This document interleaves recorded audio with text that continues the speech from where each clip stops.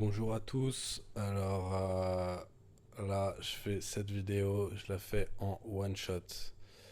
Donc petite vidéo, enfin grosse vidéo par rapport aux événements en ce moment mondiaux. Et je voulais apporter un peu mon éclaircissement et ma vision des choses par rapport au conflit, ce qui doit être évité et les solutions. Et donc, je voulais donner un peu mon avis, donc ma vision donc, sur le monde musulman, sur le monde, sur le problème palestinien musulman et sur le problème israélien juif. Donc, je vais commencer à faire, donc, à analyser un peu le monde musulman palestinien. Donc il y a le monde palestinien qui voit donc depuis longtemps se profiler ce qui est annoncé dans le Coran, qui est ce qui est annoncé dans le Coran, donc c'est-à-dire un conflit entre les juifs et les musulmans, où les musulmans se retrouvent vainqueurs, où les musulmans gagnent à plat de couture à la fin des temps.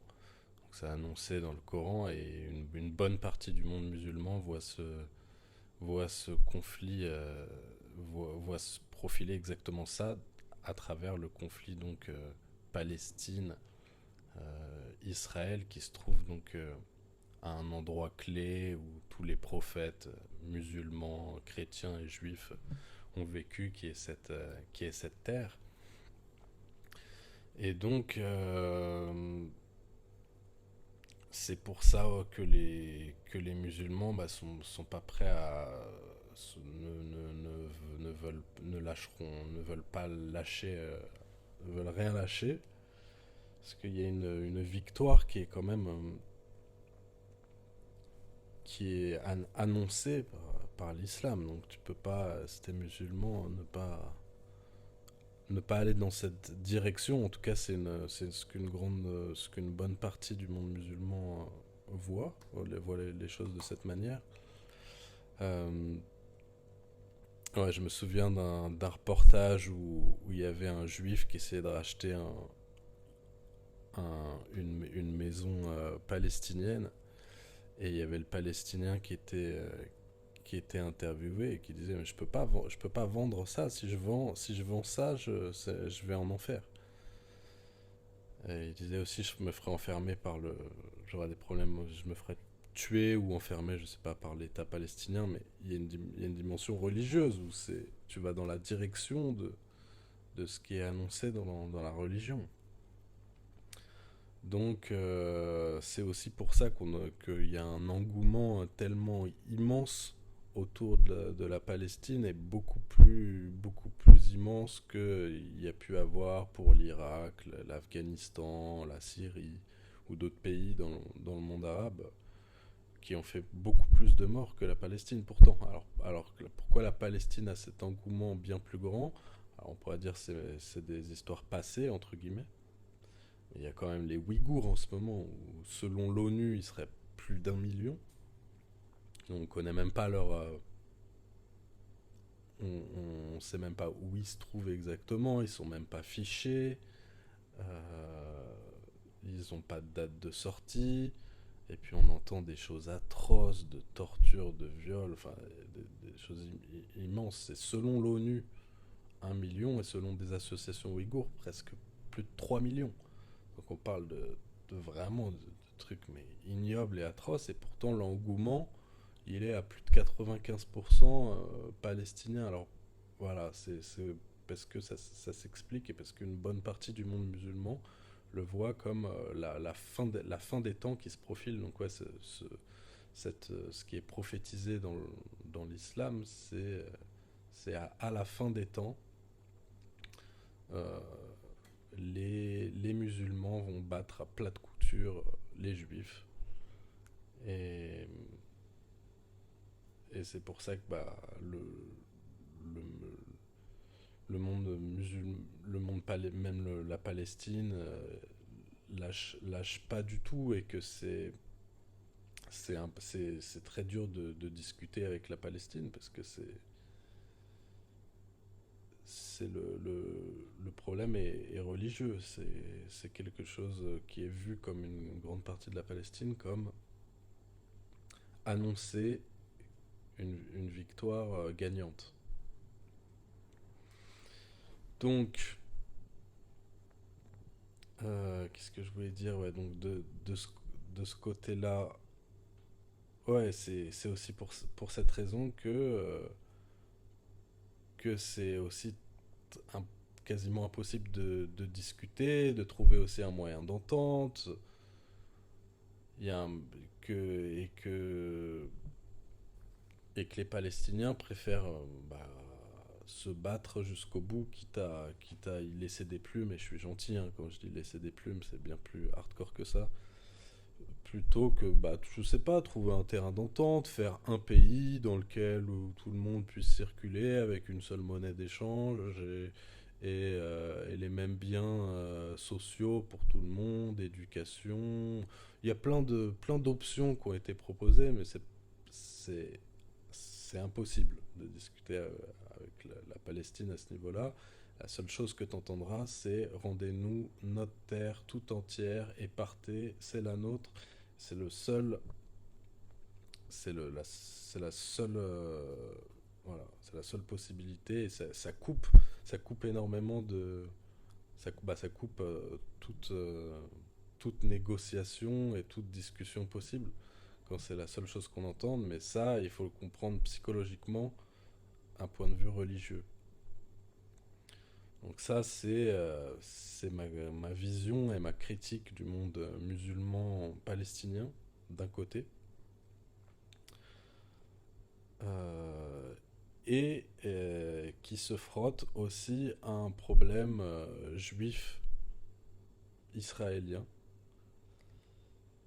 qui est un problème finalement beaucoup plus classique, qui est un problème de manipulation globale.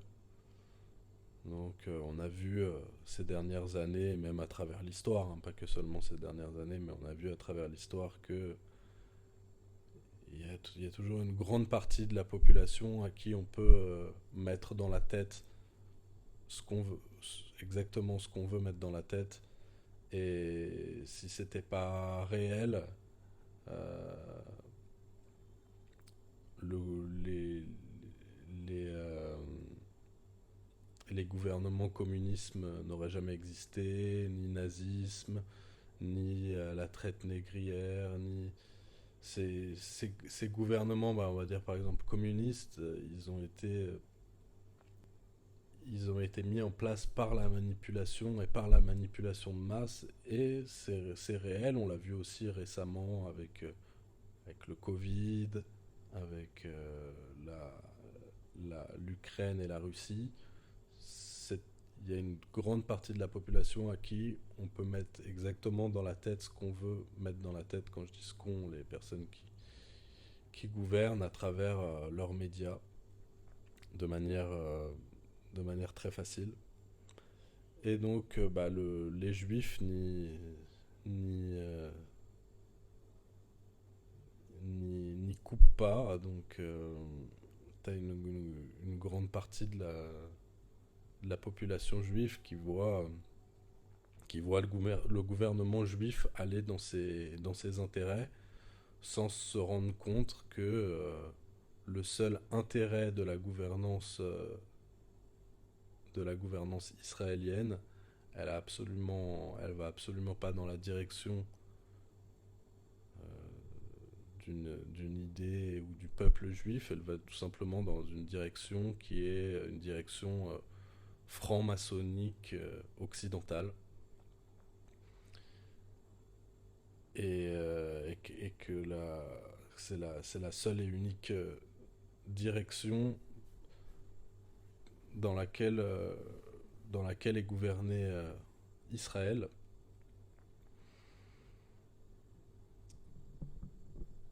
J'ai lâché un gros mot, mais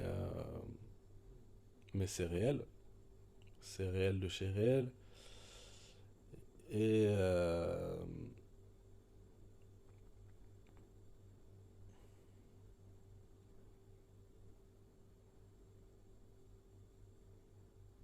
Et voilà, et donc aujourd'hui, il n'y a pas un gouvernement qui n'est qui n'est pas dirigé par des psychopathes. Et, et le monde israélien doit savoir que le monde israélien est berné en pensant être protégé et gouverné dans une idée de peuple juif, alors que pas du tout. Ces personnes-là ont absolument rien de juif, en tout cas, je dirais dans l'âme, même si je pense pas qu'il y ait d'âme juive, mais n'ont rien de juif dans l'âme, enfin, c'est un autre sujet. Et, euh, voilà, donc le peuple israélien est gouverné par des psychopathes francs-maçons, comme la plupart aujourd'hui des gouvernements mondiaux sont dirigés par des psychopathes. Donc on a beaucoup parlé aujourd'hui, on parle beaucoup aujourd'hui des sociopathes ou psychopathes. Et il y a une définition aussi assez claire aujourd'hui de ce qu'est un sociopathe. C'est une personne totalement qui ne possède pas d'empathie. Et on définit souvent mal ce que c'est que l'empathie. On définit souvent l'empathie comme une espèce de compassion un peu christique où, euh, où on s'aime tous, alors que en fait pas du tout. L'empathie c'est un système qu'on a quasiment tous en nous, c'est un système qui nous empêche de faire... Ah, c'est assez dur de parler, hein, je vous avoue, je bug un peu, c'est pas facile de faire cette vidéo, mais c'est un système qui, nous, qui pose une limite dans la possibilité de mal qu'on peut faire à quelqu'un d'autre. Par exemple, si tu te bats, même avec ton pire ennemi,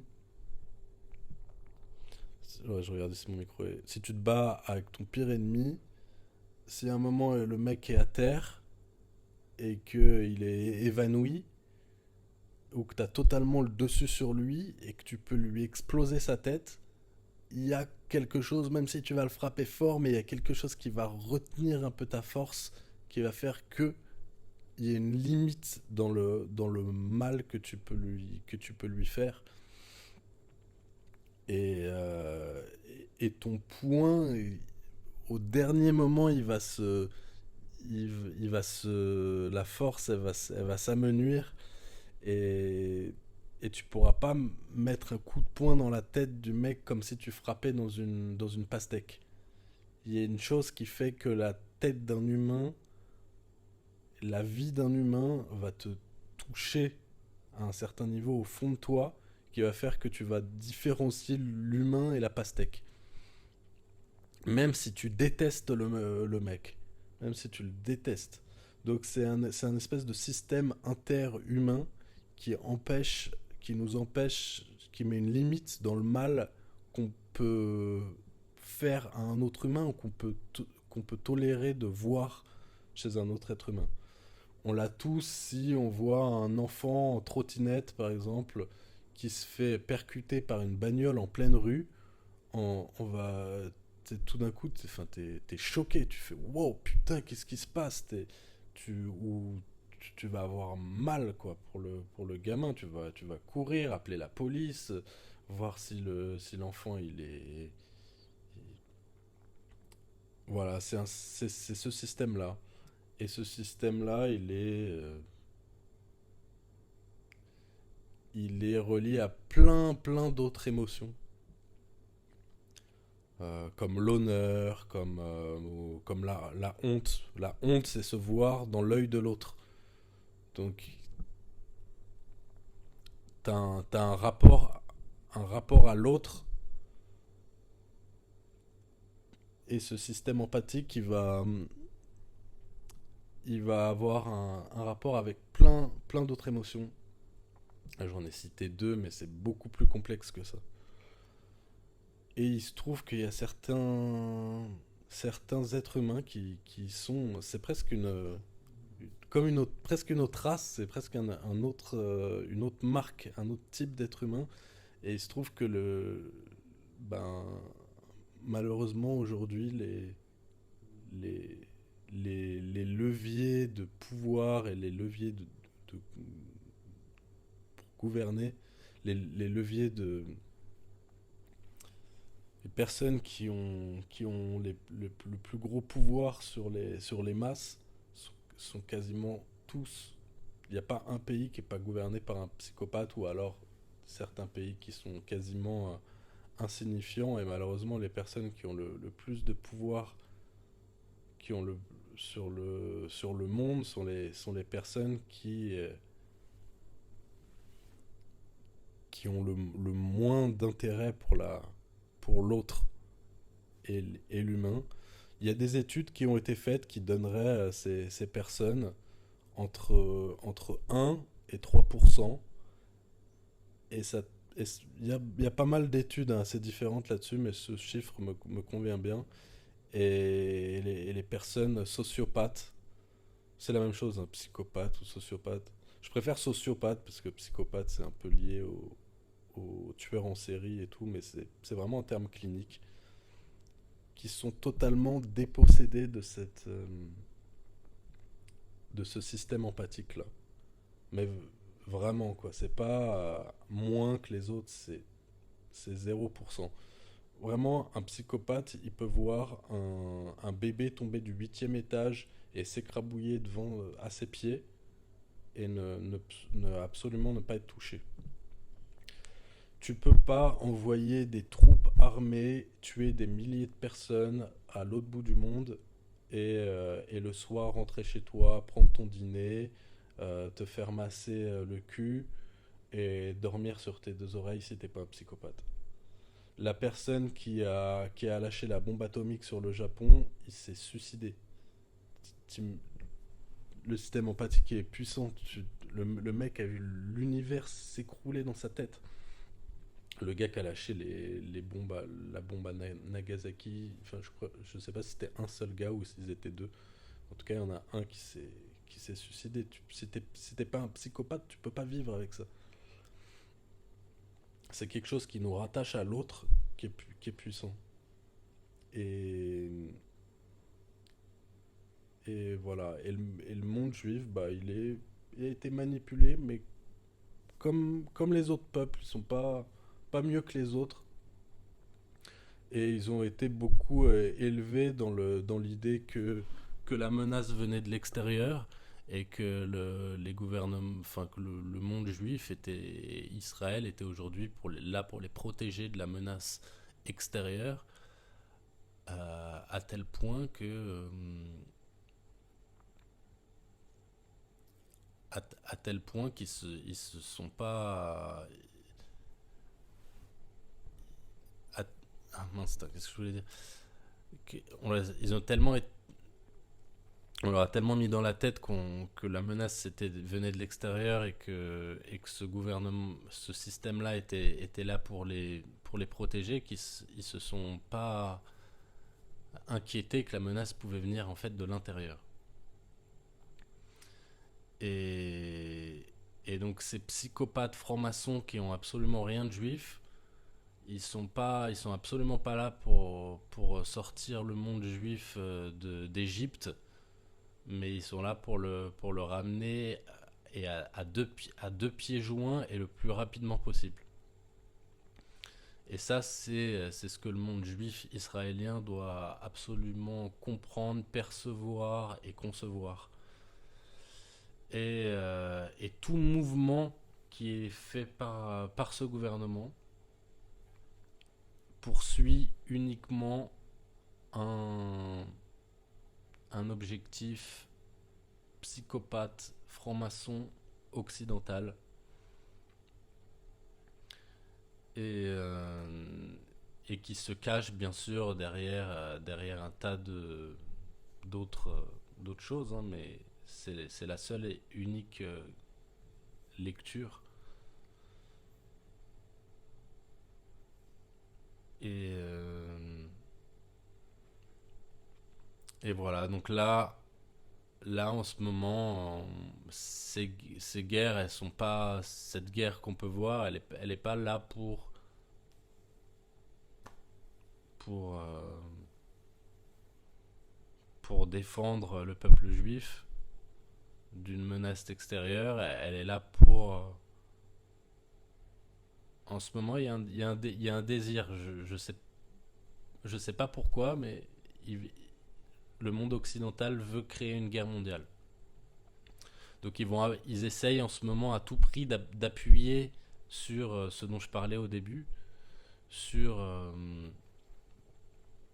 sur le levier. Ils essayent de, de piquer un maximum les musulmans. Ils essayent de piquer un maximum les musulmans pour créer un conflit mondial. Alors pourquoi ils veulent créer un conflit mondial, ça j'en ai aucune idée. Mais on peut se souvenir, là, quand on parlait de l'ONU tout à l'heure, on peut se souvenir en 2003, tu avais le chef de l'ONU qui était pendant la grande réunion des Nations Unies, avait secoué une petite fiole. C'était, comment il s'appelait, Kofi Annan, qui était le chef directeur de l'ONU, avait secoué une petite fiole pour dire voilà ce qu'on a trouvé en Irak, ce sont des armes de destruction massive, et il s'était servi de ça pour envahir l'Irak. Donc, selon une petite recherche très rapide sur Google, entre 100 000 et 1 million de morts. Ce mensonge, il a poussé à un conflit à 100 000, 1 million de morts. Donc en fait, ce mensonge qui a été totalement avoué, même par les médias mainstream, comme un mensonge, c'est très rare, mais le mensonge a été tellement gros qu'ils ont été obligés d'assumer ce mensonge. Donc la petite fiole tenue qui était censée constituer des armes de destruction massive, t'imagines quoi, le mec est allé mentir, sachant qu'il allait mentir devant le monde entier, tenir une petite fiole dans le but d'envahir l'Irak. Donc ils ont fait croire à une menace extérieure, alors tout simplement pour justifier un besoin d'attaquer. Donc pourquoi ils ont voulu attaquer? Si on sait maintenant, même les médias mainstream, même la fabrique de mensonges, ils ont dû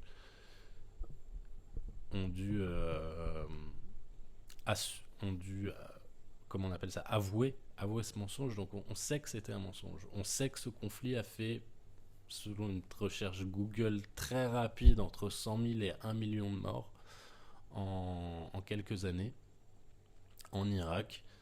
Donc sur la base d'un mensonge. Donc si c'était un mensonge, quelle était la vraie raison? Donc quand on est face à une inconnue, quand on est face à quelque chose qu'on ne comprend pas, en science on fait des hypothèses. On dit bah ça pourrait être ça pourrait être B, hypothèse C, hypothèse D, hypothèse E. On fait des hypothèses. Donc est-ce que ça aurait été pour avoir des bases militaires proches de la Chine et de la Russie? Est-ce que c'était pour avoir la main mise sur les ressources et le pétrole en partie? Est-ce que c'était pour, je sais pas, déstabiliser le monde musulman qui devenait trop fort? Est-ce que c'était, vu qu'on sait que c'était un mytho, les armes de destruction massive, on va faire plusieurs hypothèses. Vu que le dossier est fait sur leur table et que la vraie raison est sur leur table, et ben on fait plusieurs hypothèses. Donc là, on a vu récemment que le monde occidental veut absolument provoquer une guerre mondiale. Et une guerre mondiale avec des gros pays. Oui, enfin, de toute façon, guerre mondiale, c'est qu'avec des gros pays. Avec des pays ultra armés, ultra puissants, qui possèdent les armes les pires à un niveau technologique, où bah, on est sûr que personne ne peut gagner et que ça peut finir que en bain de sang. Donc pourquoi le monde occidental veut absolument créer un conflit mondial?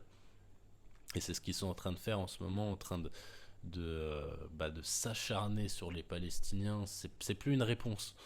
Quand l'ennemi il est à terre et que tu le bombardes un corps, ils essayent de réveiller ce truc dont je parlais au début, qui est le monde musulman, qui voit se profiler la fin des temps avec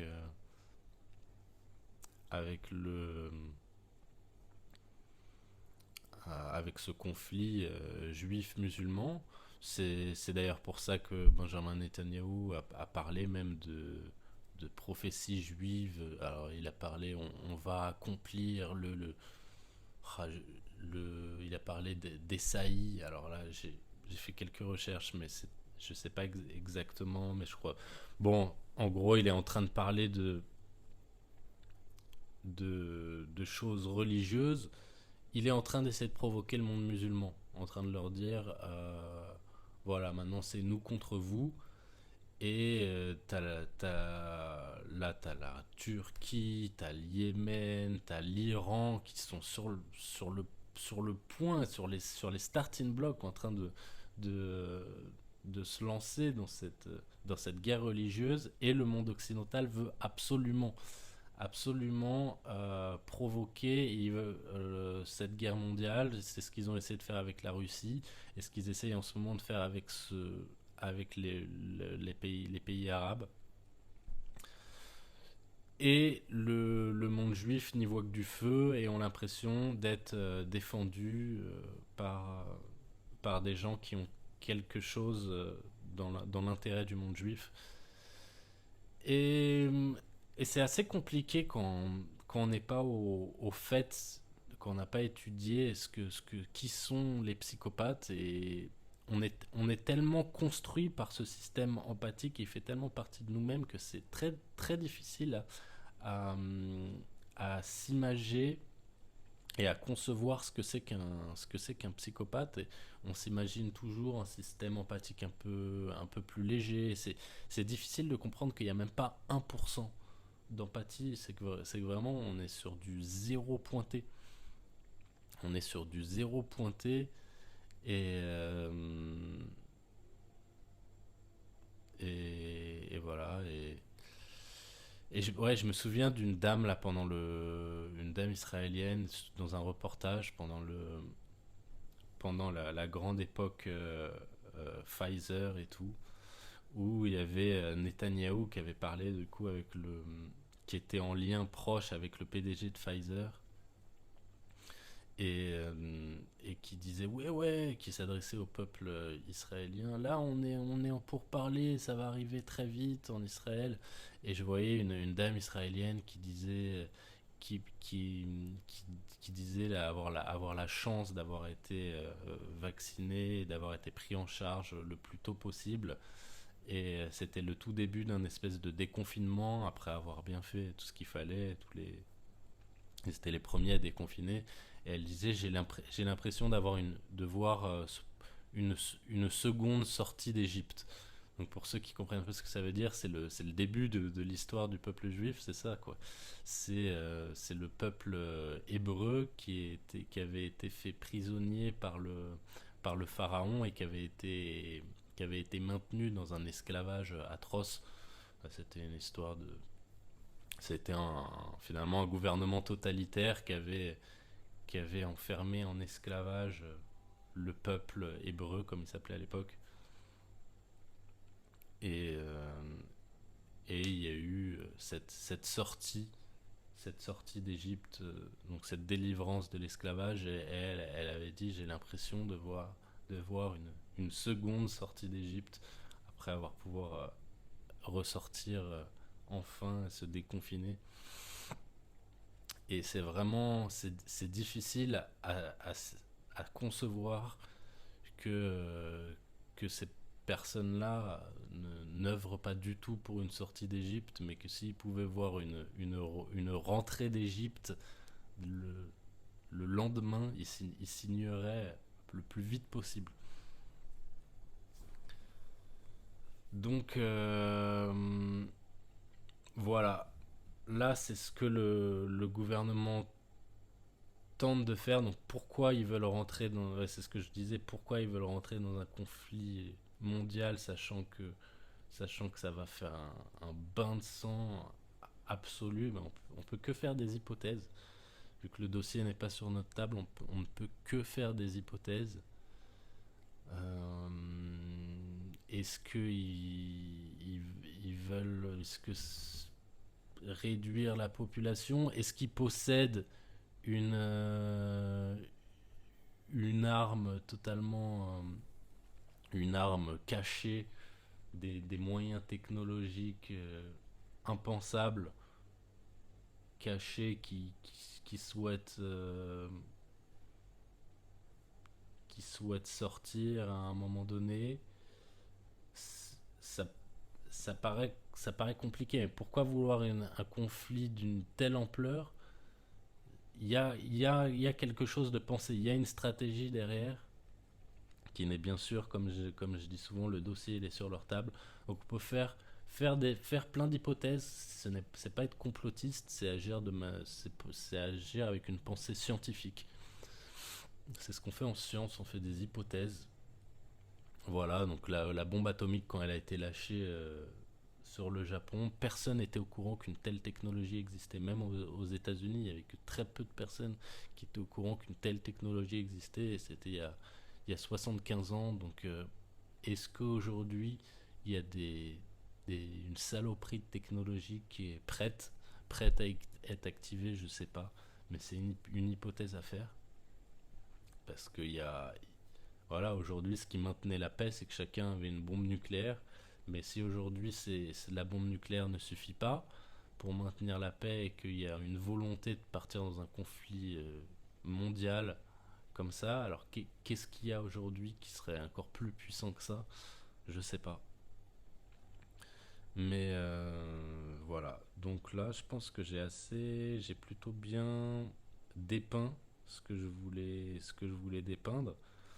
Donc maintenant que tout ça est dépeint et que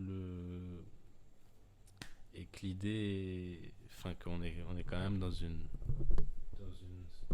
sacrée saloperie, quelle est la soluce?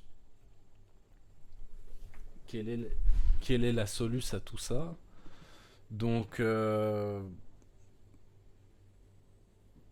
par rapport au monde musulman, moi j'ai pas à dire aux musulmans ce qu'ils doivent faire, mais est-ce que rentrer, rentrer en guerre c'est la meilleure des choses? Personnellement, moi je suis pas du tout pour. Je suis pas du tout pour le bain de sang.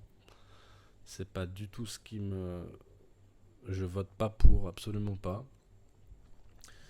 Et par rapport au monde juif, il y a une réelle prise de conscience qui doit se faire sur qui, qui gouverne.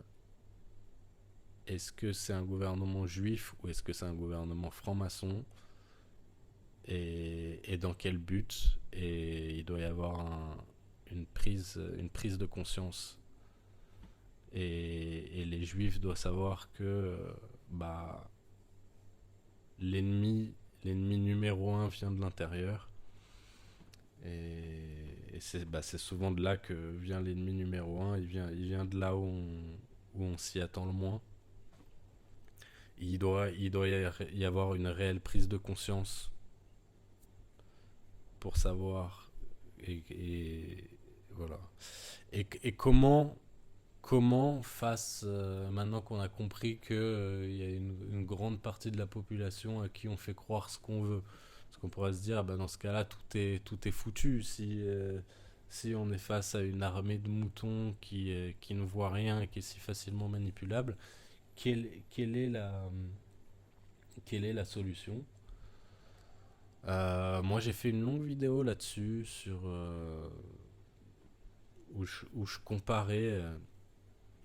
comparais les médias et l'usine à mensonges comme, comme une grande source d'eau sale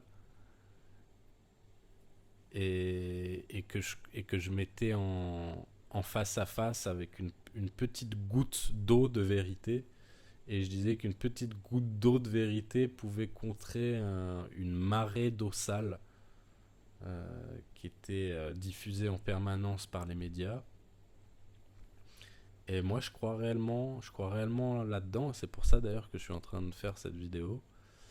Et, et j'ai entendu récemment un mec sur YouTube, il parlait, il disait, un intellectuel, il disait, il suffit d'un tout petit peu de lumière il suffit d'un tout petit peu de lumière pour repousser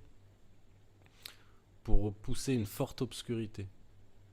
Et je me suis dit, ah bah ça fait écho un peu avec ce que je voulais dire, et ça m'a tout de suite fait penser à, vous savez, quand on est dans une chambre, quand on est dans une chambre totalement noire, et qu'il y a l'espèce de petite LED rouge de la télé, la petite LED d'un demi-volt de la télé qui reste allumée dans cette chambre toute noire et qui éclaire, ou des fois ça peut être la LED du petit réveil matin ou du petit chargeur d'iPhone, une toute petite LED, juste une dans une chambre toute noire et qui éclaire qui éclaire super bien toute la chambre entière, tel point que tu peux te lever la nuit pour aller pisser et tu vois tout dans la chambre de manière d'une bonne manière, où tu vois en tout cas assez pour pas te prendre les pieds, tu vois tous les reliefs, cette petite lumière bleu fluo, jaune fluo ou rouge, vous voyez bien cette petite LED rikiki, vraiment rikiki, un tout petit prout qui permet d'éclairer cette totale obscurité. Et voilà, et moi je pense qu'il y a des mécanismes prévus, de la même manière que quand on observe le monde physique de l'infiniment petit à l'infiniment grand, c'est d'une complexité les mots m'en manquent, les mots manquent, c'est d'une complexité nanométrique où tout est corrélé, où tout c'est quoi le mot que je vais employer, où tout a un sens, où tout appartient à un mécanisme qui fait bouger un autre mécanisme rien quand on observe le corps humain, mais même quand si tu observes une plante à un niveau nanométrique, ou un niveau à tous les niveaux, les organes, c'est d'une complexité folle, où chaque chose a un sens et va dans la logique d'un mécanisme à un niveau magnificent. Et c'est vrai pour le monde physique, et c'est vrai aussi pour le monde mental. Et je suis persuadé il y a des sécurités. Il y a des sécurités, et si le monde court un grave danger, et que tout a l'air niqué, il y a des possibilités, et cette possibilité, elle se trouve là, en tout cas moi c'est ma thèse, elle se trouve là-dedans. C'est que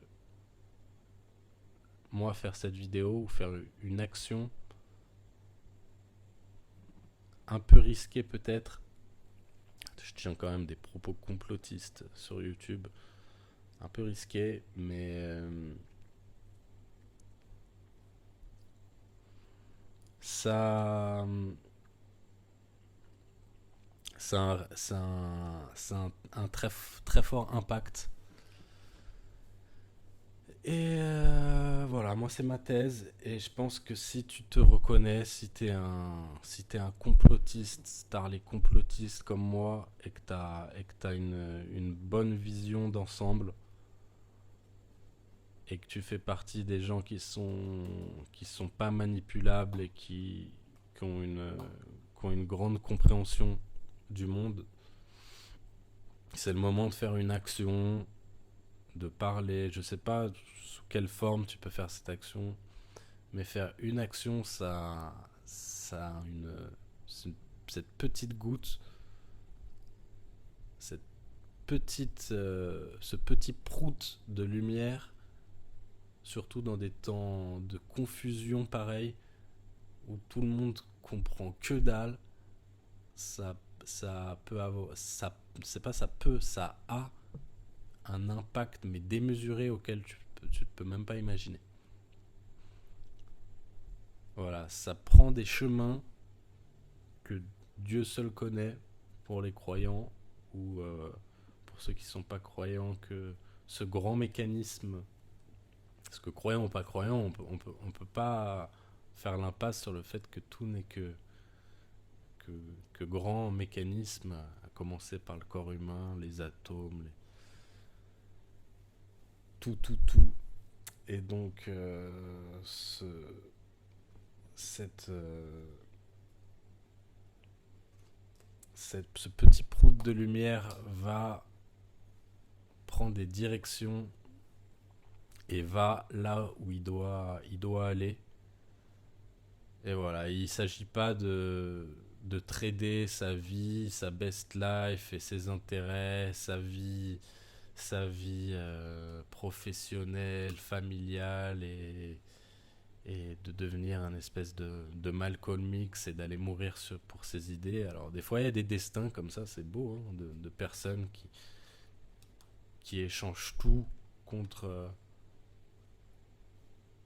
contre pour leur combat. Mais en tout cas, moi je suis pas je suis pas prêt à faire ça, vraiment pas. J'ai ma best life à vivre. Ce soir, je vais sûrement aller en boîte de nuit, c'est prévu. Mais voilà, si t'es un complotiste, tarlé complotiste et que tu te sens visé par ces propos. Et j'ai envie de dire même surtout si t'es juif, parce qu'il y a très peu de juifs il y en a, hein, il y en a comme partout des complotistes juifs il y en a peu qui ont osé parler. Je pense c'est aussi pour cette raison pour laquelle j'ai énormément de mal à faire cette vidéo. C'est que ce que je dis, il y en a peu qui ont osé le dire de vive voix. Et, et c'est pour ça que c'est très puissant de le dire. C'est pour ça que c'est très puissant et le monde juif doit savoir qu'ils n'ont pas des amis en face d'eux. Et voilà. Et ce Bibi, d'ailleurs, si une partie de monde juif l'appelle Bibi, c'est un prénom familier, donc ça veut dire que quand même il y a une confiance. Tu donnes pas un surnom à quelqu'un dont t'as pas. Ça prouve qu'il y a une confiance à un grand niveau. J'ai du mal à exprimer, hein, parce qu'elle est vraiment dure pour moi à faire cette vidéo. Je sais que je bafouille, que je sors des des A, que c'est vraiment moche. Mais je me suis dit, je vais aller au bout. Ça fait un moment que je voulais faire cette vidéo. Et voilà. Il est temps là que les complotistes prennent sur eux et fassent juste ce petit prout de lumière et après revenir revoguer à ses occupations.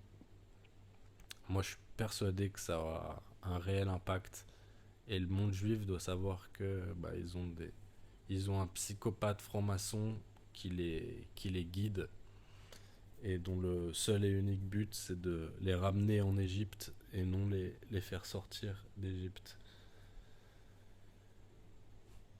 Voilà, fin de la vidéo. J'ai l'impression que j'ai plus ou moins dit tout ce que je voulais dire. Ça va faire 40 minutes. Oh, 45 minutes, c'est n'importe quoi. Mais j'ai fait du mieux que je pouvais. 45 minutes, si vous êtes encore là, les mecs, vous êtes forts. Peace out. Merci de m'avoir écouté. Bonne journée à tous. Gros bisous. Et moi je vais prendre une petite douche. Boîte de nuit ce soir. Je vais pécho, vous inquiétez même pas. La bise à tout le monde. Et voilà, les choses devaient être dites, elles ont été dites. C'est comme ça qu'on fait. Ciao. Moi, à partir de maintenant, je signe pour la kiffance. Peace. Ciao. Bisous.